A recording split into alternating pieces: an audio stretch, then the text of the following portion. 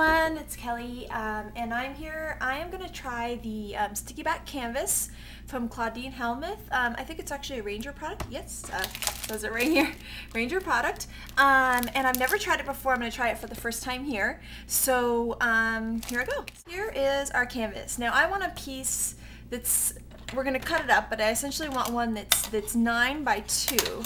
So what you can actually do is, hopefully you can see, these are the most sticky scissors. I have so much tape on them.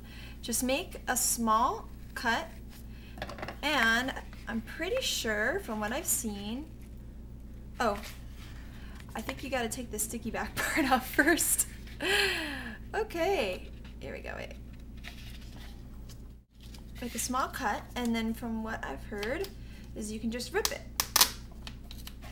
But I don't think it's that easy, but I guess you can. So you're seeing me struggle here. I'll probably fast forward. Okay, so there's that. I'm gonna try to, well, I'm not gonna worry about that. Okay, so we're getting the cool rough edge here. Hopefully you can see that. I'm gonna check and make sure. There you go. Sorry, this is like a little hidden camera looking probably, because it's hard for me to see what's actually going on. Okay, so now we're going to do the ripping thing again. So I'll try to do it right here where you can see it. And then I just rip right down. And it does work. It rips in a straight line. You know, I mean, essentially. So I'm going to put this sheet away. I'm actually going to work on my craft mat. This is the Ranger craft mat. And like nothing sticks to it pretty much. So I think I'm going to do that. I actually have the shape that I want to cut out of it already decided. It's this is the shape right here. Alright, so now I'm back. As you can see, I adhered this and then I just cut around around this shape that I had decided on.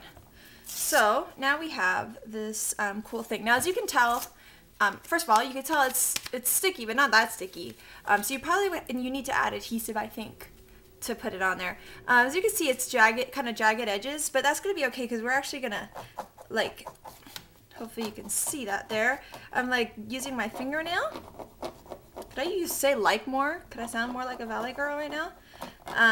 Okay, you just, if you just scratch it up, then you start getting that same look all around. But I'm going to do that towards the end. So the first thing I'm going to do is use some Shabby Shutters ink. Here we are with our Shabby Shutters with a foam inking tool. And I'm just bringing the ink on. And I want to retain the look of the canvas. Like I like that look. So just, you know, I'm not too worried about going on and off, you know, like you would on a piece of paper where you really need to worry about that. I just want a really light color here because next I'm actually going to try to do some heat embossing and see how that goes. So I think that's pretty good for right now. Okay, so that's enough Shabby Shutters for right now. Okay, so I'm just stamping the last part of this thing. Now it's really hard to see the Versamark on here. I have no idea what I have done or haven't done on this thing, but I'm going for it. So the next thing I'm going to do is I'm actually just going to use this craft mat here and just put the embossing powder straight on like this. This might be disastrous. It's looking like it is going to be disastrous. Okay, don't do that, everyone. Take this off. Oh man. Okay, ignore that. Okay. So I'm putting the embossing powder on, and unfortunately, I'm not seeing my design.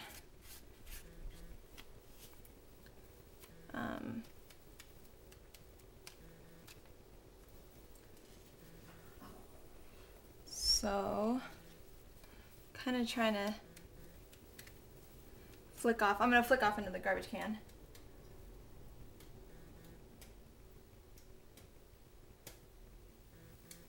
Okay, that's kind of working when I can like really flick it off of the garbage can. Okay, as you can see, if you can see up close there, that's starting to look a little bit better. But it's really hard to tell on this stuff. Maybe if I had a bit of a darker background, oops, and of course I just dipped it in there. But when I flick it down here, I know you guys can't hear it, but it's like all this stuff is coming off. So, all right. There is embossing powder everywhere. Okay, I'm gonna flip that around and attempt the heat embossing and see what happens. I really hope I didn't waste my first sheet of this stuff. So, here I go.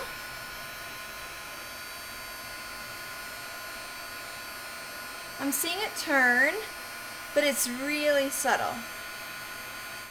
So now, what I'm trying out is adding more shabby shutters on top and seeing what happens then.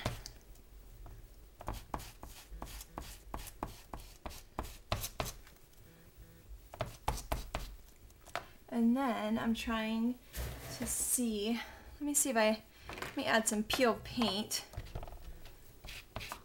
There we go. Hey, you can start seeing it a little bit. Okay, this is working out all right. You just need the darker color above. So, I'm gonna grab a little baby wipe thing and see if I wipe off lightly, I can wipe off some of the ink off of the embossed sections. But if you can hear it, you can hear how rough that texture is. But I think it looks really cool. So I'm gonna add some more, oh, that's peeled paint. Peeled paint, they look really similar in there. I'm gonna add some shabby shutters. Just filling in. Hope this is being a little bit helpful. And then close up shabby shutters and then peel paint. I'm gonna add some more to the edges.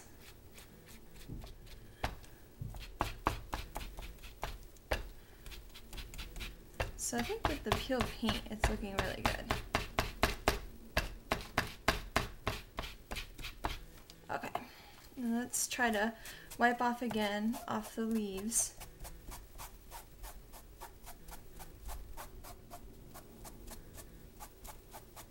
You can see the color that's coming off there. Okay, so you're gonna get inky in this. You can see my dirty fingers.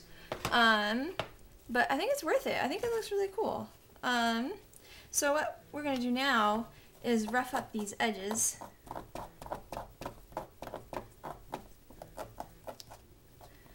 And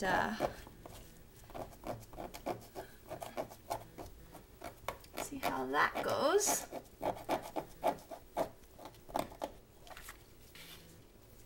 Oh, it's all getting up in my fingernail. Yuck. Okay.